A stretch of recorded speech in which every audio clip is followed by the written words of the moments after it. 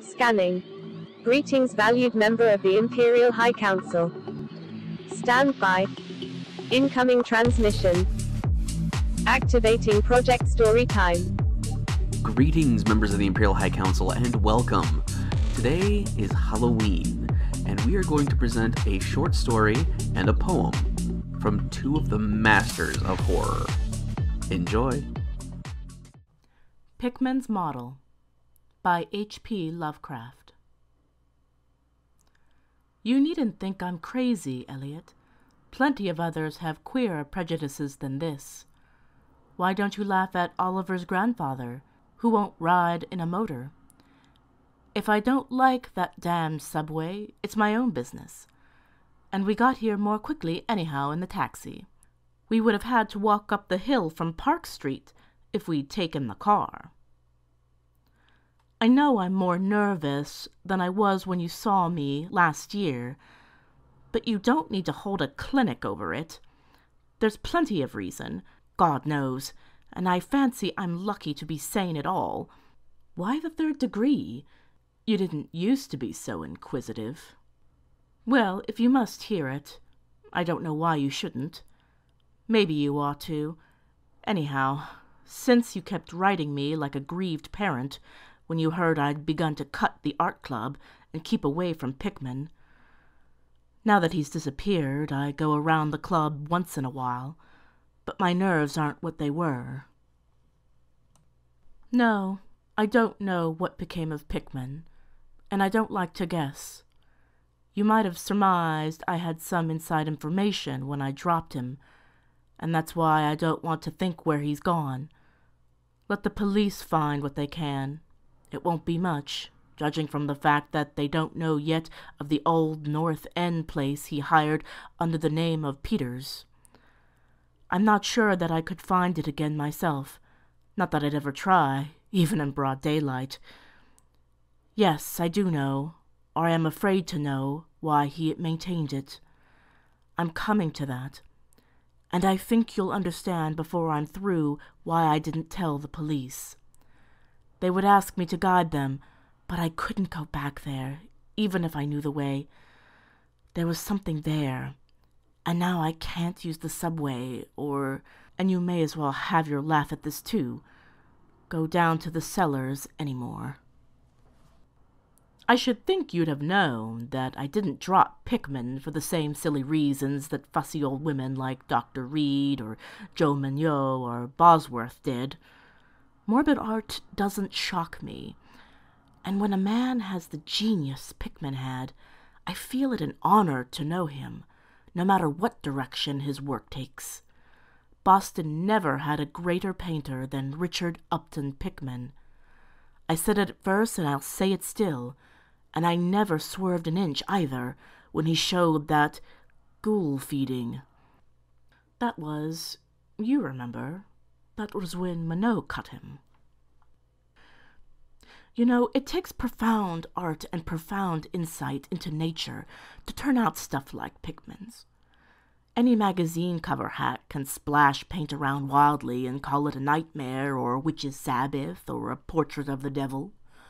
But only a great painter can make such a thing really scare or ring true.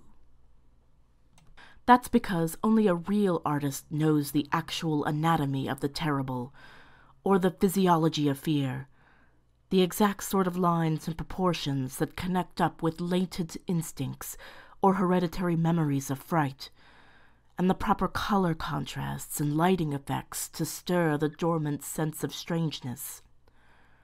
I don't have to tell you why a Fuseli really brings a shiver while a cheap ghost story frontispiece merely makes us laugh.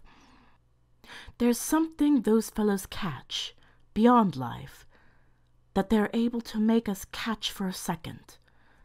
Doré had it, Seam has it, Angarola of Chicago has it, and Pickman had it, as no man has ever had it before, or, I hope to heaven, ever will again.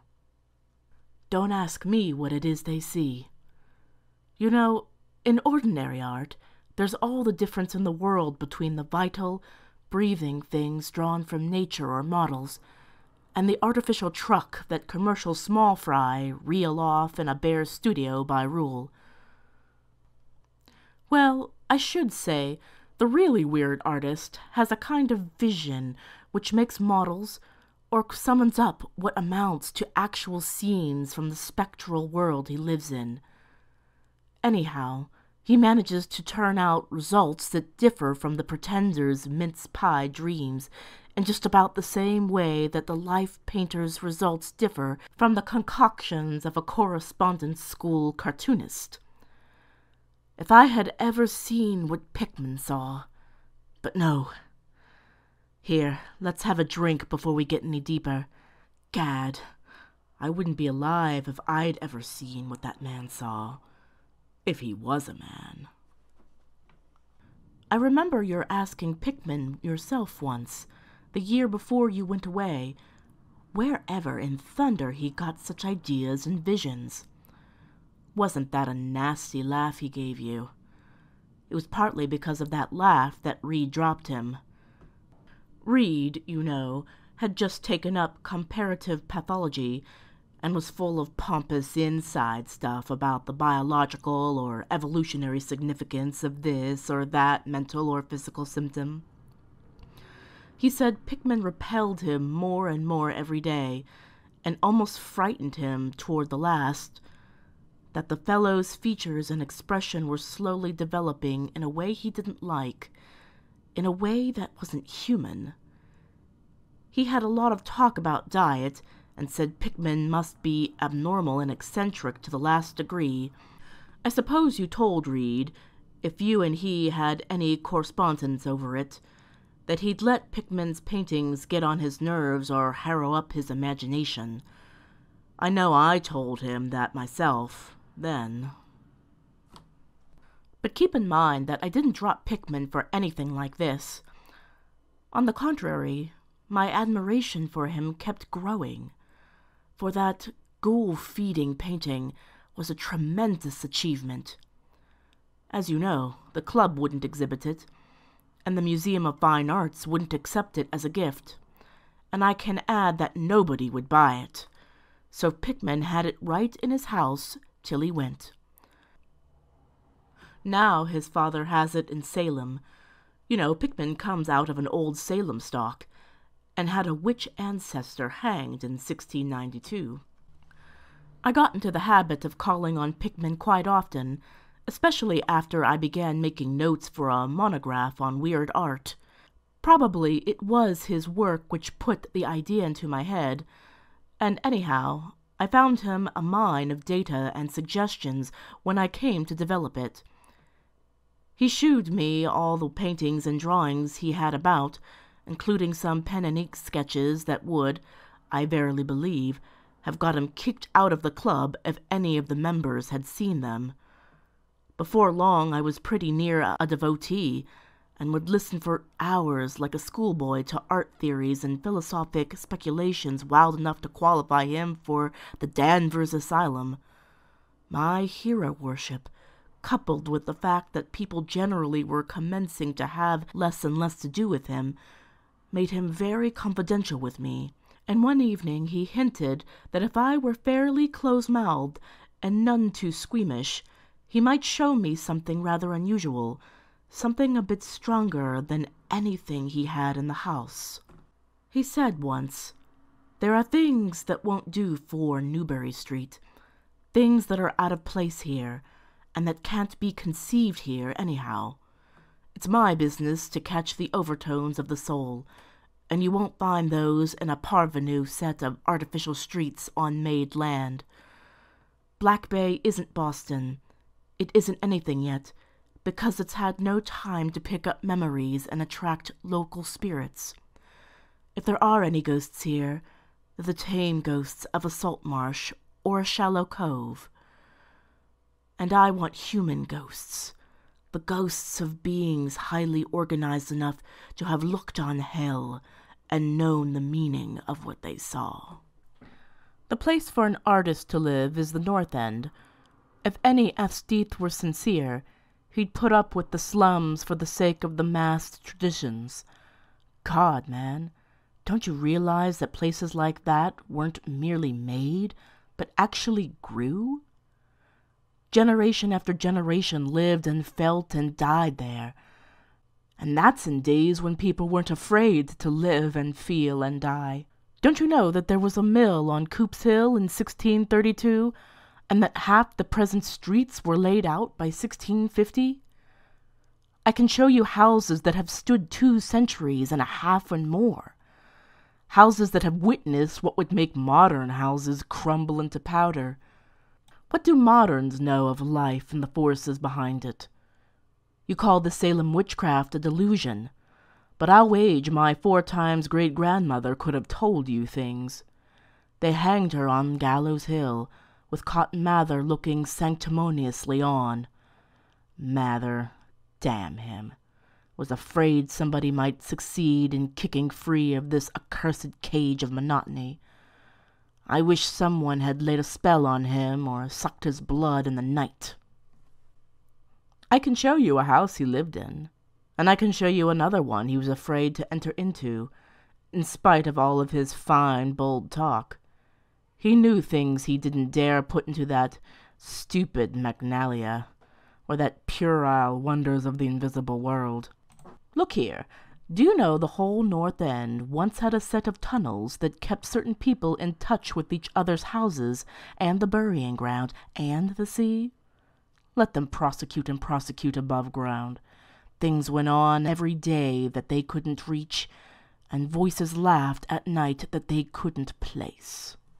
Why, man, out of 10 surviving houses built before 1700 and not moved since, I'll wager that in 8 I can show you something queer in the cellar. There's hardly a month that you don't read of workmen finding bricked-up arches and wells leading nowhere in this or that old place. You could see one near Henchman Street that was elevated last year. There were witches and what their spells summoned, pirates and what they brought from the sea, smugglers, privateers. And I'll tell you, people knew how to live, and how to enlarge the bounds of life in the old times. This wasn't the only world a bold and wise man could know. Faugh! And to think of today in contrast, with such pale pink brains that even a club of supposed artists get shudders and convulsions if a picture goes beyond the feelings of a Beacon Street tea table. The only saving grace of the present is that it's too damned stupid to question the past very closely. What do maps and records and guidebooks really tell of the North End? Bah! At a guess, I'll guarantee to lead you to 30 or 40 alleys and networks of alleys north of Prince Street that aren't suspected by 10 living beings outside the foreigners that swarm them. And what do those Dagos know of their meaning? No. These ancient places are dreaming gorgeously and overflowing with wonder and terror and escapes from the commonplace. And yet there's not a living soul to understand or profit by them. Or rather, there's only one living soul, for I haven't been digging around in the past for nothing. See here, you're interested in this sort of thing. What if I told you that I've got another studio up there, where I can catch the night spirit of antique horror and paint things that I couldn't even think of in Newbury Street? Naturally, I don't tell those cursed old maids at the club, with Reed, damn him, whispering even as it is that I'm some sort of monster bound down the toboggan of reverse evolution. Yes, Thurber, I decided long ago that one must paint terror as well as beauty from life. So I did some exploring in places where I had reason to know terror lives. Now, if you're game, I'll take you there tonight. I think you'd enjoy the pictures, for as I said, I've let myself go a bit there. It's no vast tour. I sometimes do it on foot, for I don't want to attract attention with a taxi in such a place. We can take the shuttle at South Station for Battery Street, and after that the walk isn't much. Well, Elliot, there wasn't much for me to do after that harangue but to keep myself from running instead of walking to the first vacant cab we could sight. We changed to the elevated at the South Station, and at about 12 o'clock had climbed down to the steps at Battery Street and struck along the old waterfront past Constitution Wharf. I didn't keep track of the cross streets. I can't tell you yet which it was we turned up, but I know it wasn't Greenough Lane. When we did turn, it was to climb through the deserted length of the oldest and dirtiest alley I ever saw in my life, with crumbling-looking gables, broken small-paned windows, and archaic chimneys that stood out half disintegrated against the moonlit sky. I don't believe there were 3 houses in sight that hadn't been standing in Cotton Mather's time. Certainly I glimpsed at least 2 with an overhang, and once I thought I saw a peaked roofline of the almost forgotten pre-gambrel type, though antiquarians tell us there are none left in Boston. From that alley, which had a dim light, we turned to the left into an equally silent and still narrower alley, with no light at all, and in a minute made what I think was an obtuse angled bend toward the right in the dark. Not long after this, Pickman produced a flashlight and revealed an antediluvian 10-paneled door that looked damnably worm-eaten. Unlocking it, he ushered me into the barren hallway with what was once a splendid dark oak paneling, simple, of course, but thrillingly suggestive of the times of Andros and Phipps and the witchcraft. Then he took me through a door on the left, lighted an oil lamp, and told me to make myself at home. Now, Elliot, I'm what the man in the street would call fairly hard-boiled, but I confess that what I saw on the walls of that room gave me a bad turn. They were his pictures, you know, the ones he couldn't paint or even show in Newbury Street, and he was right when he said he had let himself go. Here, have another drink. I need one anyhow. There's no use in my trying to tell you what they were like, because the awful, the blasphemous horror, and the unbelievable loathsomeness and moral fetor came from simple touches quite beyond the power of words to classify. There was none of the exotic technique you see in Sidney Seam, none of the trans-Saturnian landscapes and lunar fungi that Clark Ashton Smith uses to freeze the blood.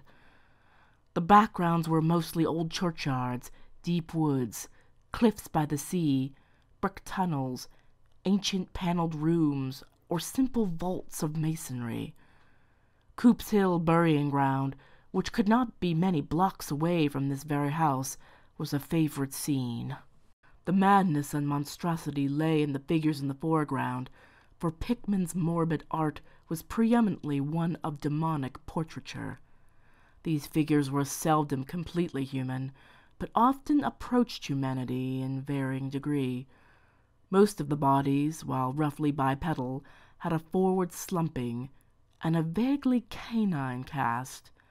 The texture of the majority was kind of unpleasant rubberiness. Ugh, I could see them now. Their occupations? Well, don't ask me to be too precise. They were usually feeding. I won't say on what.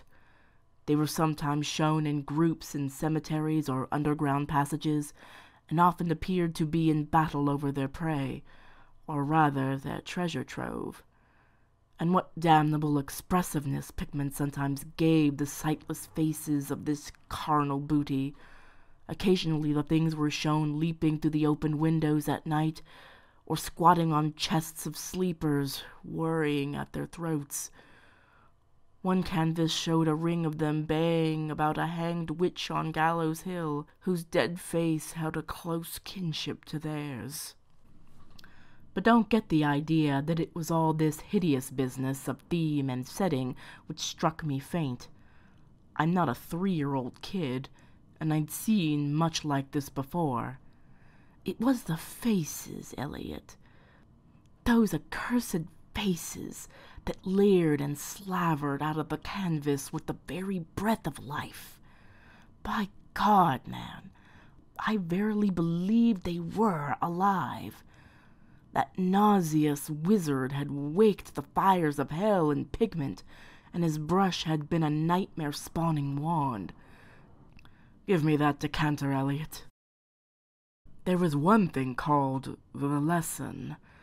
Heaven pity me that I ever saw it. Listen, can you fancy a squatting circle of nameless dog-like things in a churchyard teaching a small child how to feed like themselves? The price of a changeling, I suppose.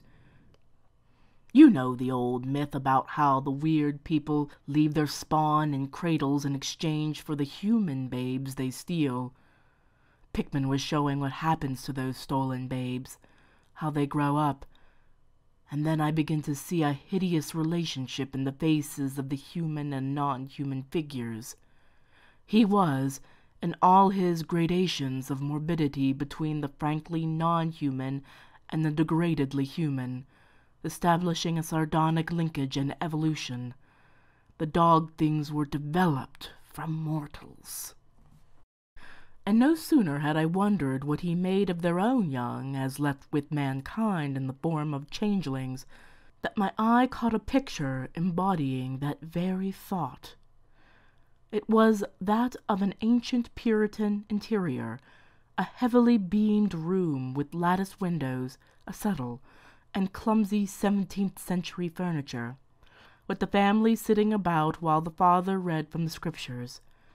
Every face but one showed nobility and reverence, but that one reflected the mockery of the pit. It was that of a young man in years, and no doubt belonged to a supposed son of that pious father, but in essence it was the kin of the unclean things. It was their changeling, and in a spirit of supreme irony, Pickman had given the features of a very perceptible resemblance of his own. By this time, Pickman had lighted a lamp in an adjoining room and was politely holding open the door for me. He asked me if I would care to see his modern studies. I hadn't been able to give much of my opinion. I was too speechless with fright and loathing. But I think he fully understood and felt highly complimented. And now I want to assure you again, Elliot, that I'm no mollycoddle to scream at anything which shows a bit of departure from the usual. I'm middle-aged and decently sophisticated, and I guess you saw enough of me in France to know that I'm not easily knocked out. Remember, too, that I'd just about recovered my wind and gotten used to those frightful pictures which turned colonial England into a kind of annex of hell. Well, in spite of all this, that next room forced a real scream out of me, and I had to clutch at the doorway to keep from keeling over. The other chamber had showed a pack of ghouls and witches overrunning the world of our forefathers, but this one brought the horror right into our own daily life. Gad, how that man could paint! There was a study called Subway Accident, in which a flock of the vile things were clambering up from some unknown catacomb through a crack in the floor of the Boylston Street subway and attacking a crowd of people on the platform. Another showed a dance on Coop's Hill among the tombs with the background of today. Then there were any number of cellar views, with monsters creeping in through holes and rifts in the masonry and grinning as they squatted behind barrels or furnaces and waited for their first victim to descend the stairs. One disgusting canvas seemed to depict a vast cross-section of Beacon Hill, with ant-like armies of the metaphytic monsters squeezing themselves through burrows that honeycombed the ground. Dances in the modern cemeteries were frequently pictured, and another conception somehow shocked me more than all the rest. A scene in an unknown vault, where scores of the beasts crowded about one who had held a well-known Boston guidebook, and was evidently reading aloud. All were pointing to a certain passage, and every face seemed so distorted with epileptic and reverberant laughter that I almost thought I had heard the fiendish echoes. The title of the picture was Holmes, Lowell, and Longfellow Lie Buried in Mount Auburn. As I gradually steadied myself and got readjusted to this second room of deviltry and morbidity, I began to analyze some of the points in my sickening loathing. In the first place, I said to myself, these things repelled because of the utter inhumanity and callous cruelty they showed in Pickman. The fellow must be a relentless enemy of all mankind to take such glee in the torture of brain and flesh and the degradation of the mortal tenement. In the second place, they terrified because of their very greatness. Their art was the art that convinced. When we saw the pictures, we saw the demons themselves and were afraid of them. And the queer part was that Pickman got none of his power from the use of selectiveness or bizarre. Nothing was blurred, distorted, or conventionalized. Outlines were sharp and lifelike, and details were almost painfully defined. And the faces. It was not any mere artist's interpretation that we saw. It was pandemonium itself, crystal clear and stark objectivity. That's what it was, by heaven. He was not a fantasiste or a romanticist at all. He did not even try to give us the churning, prismatic ephemera of dreams, but coldly and sardonically reflected some stable, mechanistic, and well-established horror world, which he saw fully, brilliantly, squarely, and unfalteringly.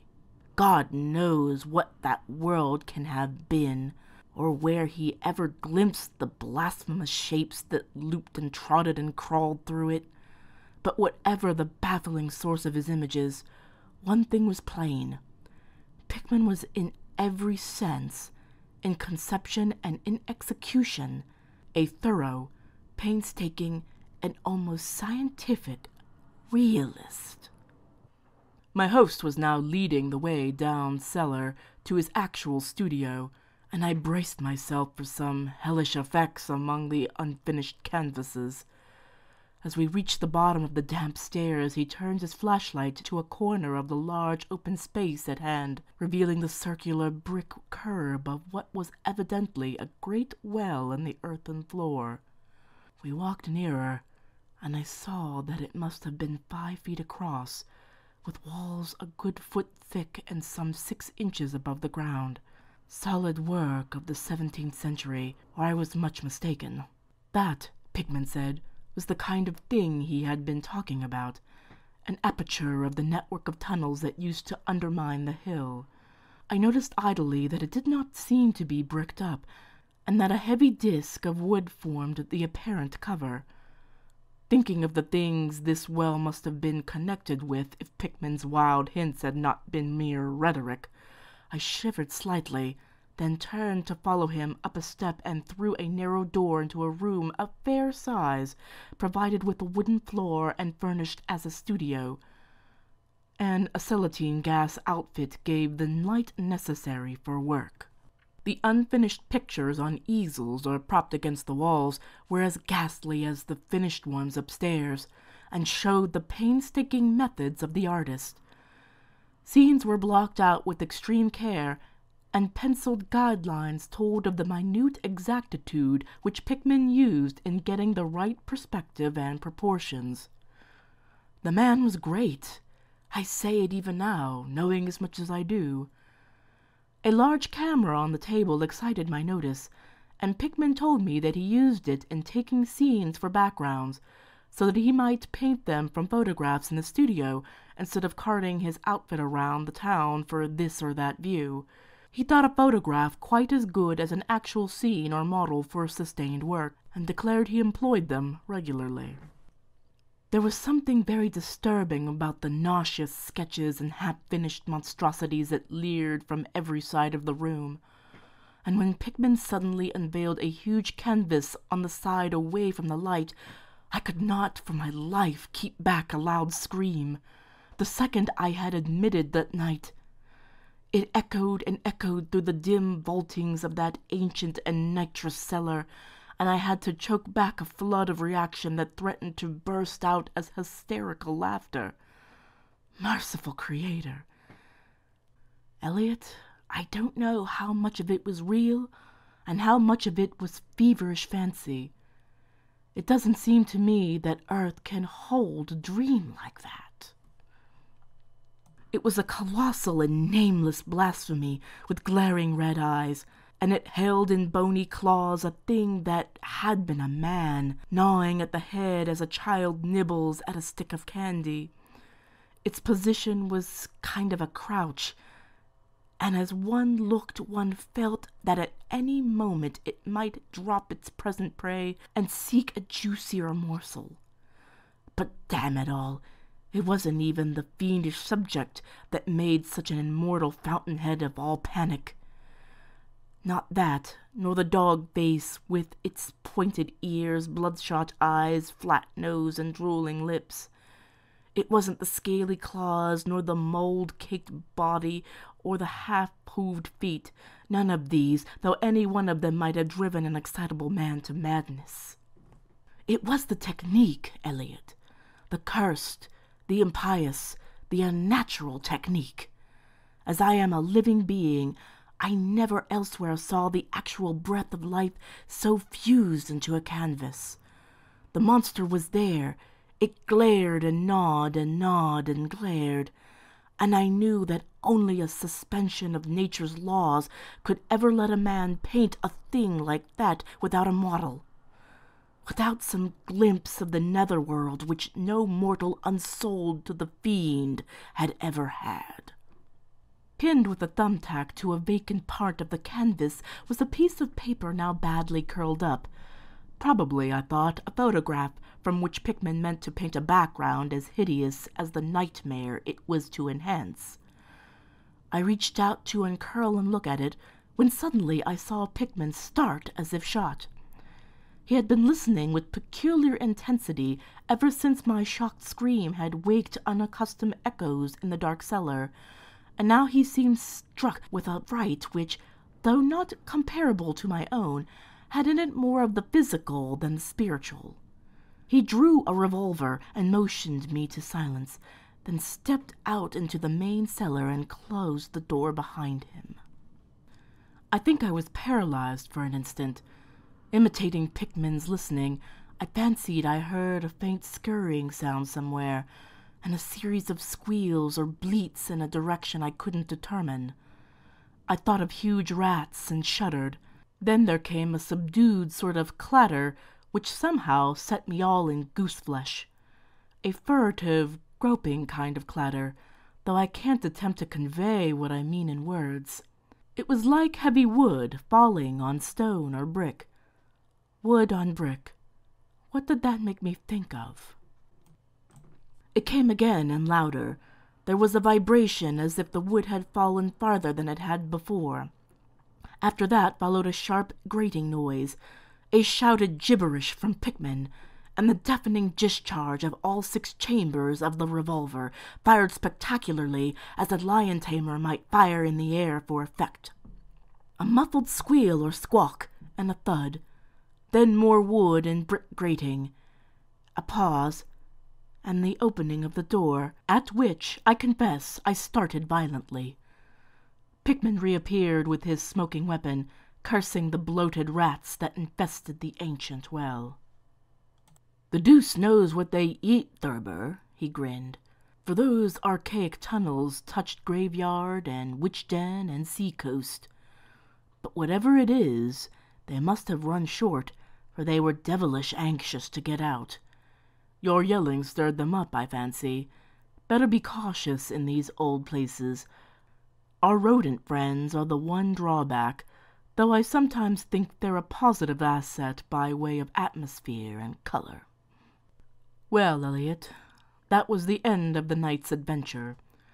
Pickman had promised to show me the place, and heaven knows he had done it. He led me out of that tangle of alleys in another direction, it seems, for when we sighted a lamp-post, we were then on a half-familiar street with monotonous rows of mingled tenement blocks and old houses. Charter Street it turned out to be, but I was too flustered to notice just where we hit it. We were too late for the elevated, and walked back downtown through Hanover Street.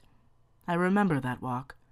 We switched from Treatmont up to Beacon, and Pickman left me at the corner of Joy, where I turned off. I never spoke to him again. Why did I drop him? Don't be impatient. Wait till I ring for coffee. We've had enough of the other stuff, but I for one need something.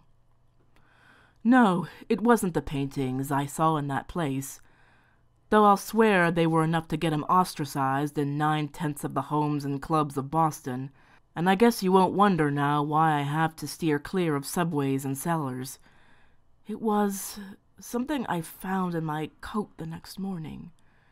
You know, the curled-up paper tacked to that frightful canvas in the cellar? The thing I thought was a photograph of some scene he meant to use as a background for that monster? That last scare had come while I was reaching to uncurl it, and it seems I vacantly crumpled it into my pocket. But here's the coffee. Take it black, Elliot, if you're wise. Yes, that paper was the reason I dropped Pickman. Richard Upton Pickman, the greatest artist I had ever known, and the foulest being that ever leaped the bounds of life into the pits of myth and madness. Elliot, old Reed was right. He wasn't strictly human. Either he was born in strange shadow, or he'd found a way to unlock the forbidden gate. It's all the same now, for he's gone, back to the fabulous darkness he loved to haunt. Here, let's have this chandelier going. Don't ask me to explain or even conjecture about what I burned. Don't ask me either what lay behind that mole-like scrambling Pickman was so keen to pass off as rats. There are secrets, you know, which might have come down from old Salem times, and Cotton Mather tells even stranger things. You know how damned lifelike Pickman's paintings were, how we all wondered where he got those faces. Well, that paper wasn't a photograph of any background, after all. By what it showed was simply the monstrous being he was painting on that awful canvas. It was the model he was using, and its background was merely the wall of the cellar studio in minute detail. But by God, Elliot, it was a photograph from life. The Raven by Edgar Allan Poe. Once upon a midnight dreary, while I pondered, weak and weary, over many quaint and curious volume of forgotten lore, while I nodded, nearly napping, suddenly there came a tapping, as of someone gently rapping at my chamber door.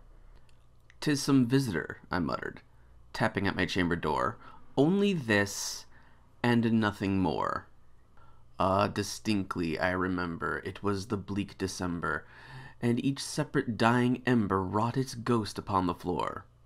Eagerly I wished the morrow, vainly I had sought to borrow from my book surcease of sorrow, sorrow for the lost Lenore, for the rare and radiant maiden whom the angels name Lenore, nameless here for evermore.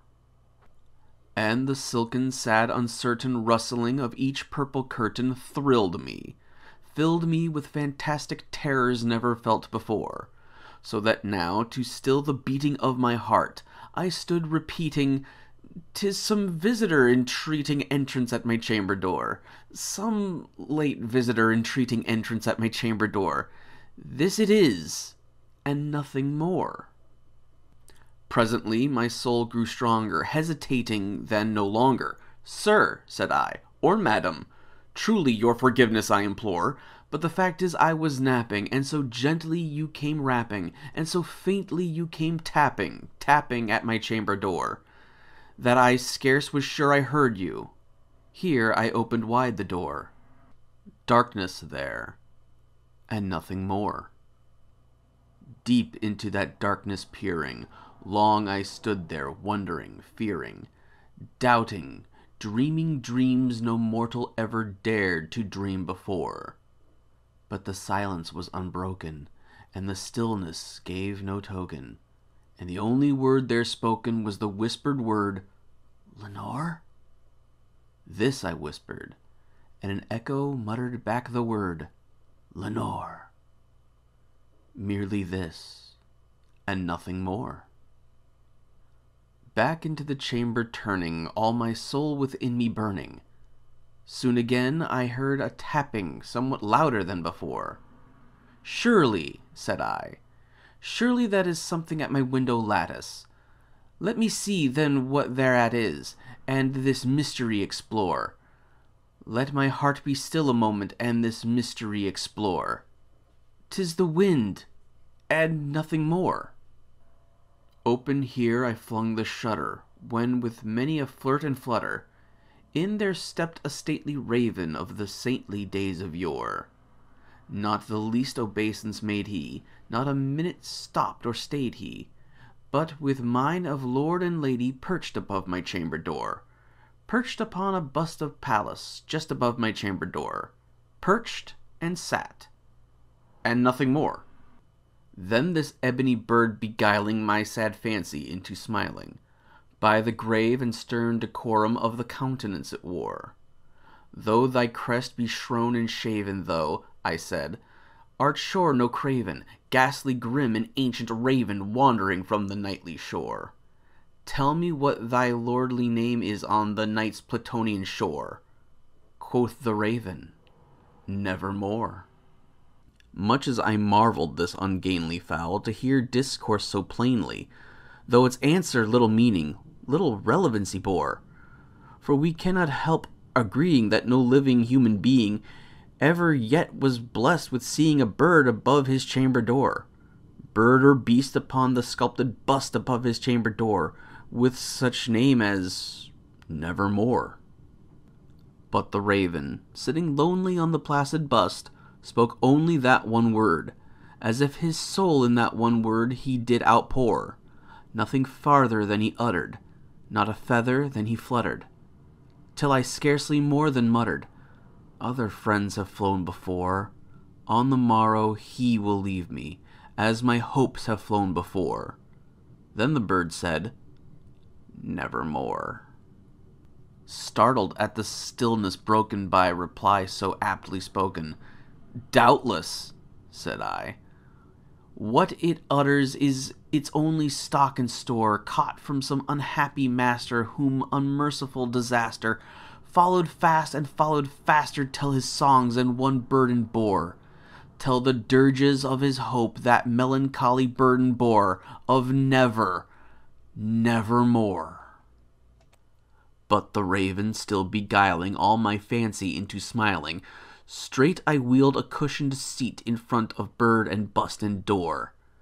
Then upon the velvet sinking, I betook myself to linking fancy unto fancy, thinking what this ominous bird of yore, what this grim, ungainly, ghastly, gaunt, and ominous bird of yore meant in croaking, "Nevermore."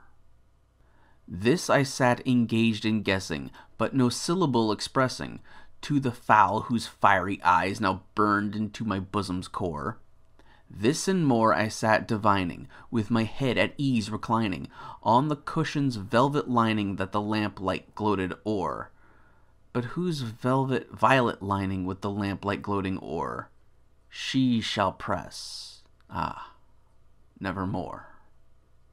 Then, methought, the air grew denser, perfumed from an unseen censer, swung by seraphim whose footfalls tinkled on the tufted floor. "Wretch," I cried, "thy God hath lent thee, by these angels he hath sent thee, respite and nepenthe of thy memories of Lenore. Quaff, oh quaff this kind nepenthe, and forget this lost Lenore." Quoth the raven, "Nevermore." "Prophet," said I, "thing of evil, Prophet still, if bird or devil, whether tempter sent or whether tempest tossed thee here ashore, desolate yet all undaunted, in this desert land enchanted, on this home by horror haunted, tell me truly, I implore, is there balm in Gilead? Tell me, I implore, quoth the raven, nevermore. Prophet, said I, thing of evil, prophet still, if bird or devil, by that heaven that bends above us, by that God we both adore, tell this soul with sorrow laden, if within the distant Aidenn it shall clasp a sainted maiden whom the angels name Lenore, clasp a rare and radiant maiden whom the angels name Lenore, quoth the raven, nevermore. Be that word our sign of parting, bird or fiend, I shrieked upstarting. Get thee back into the tempest and the night's Plutonian shore. Leave no black plume as a token of that lie thy soul hath spoken. Leave my loneliness unbroken. Quit the bust above my door.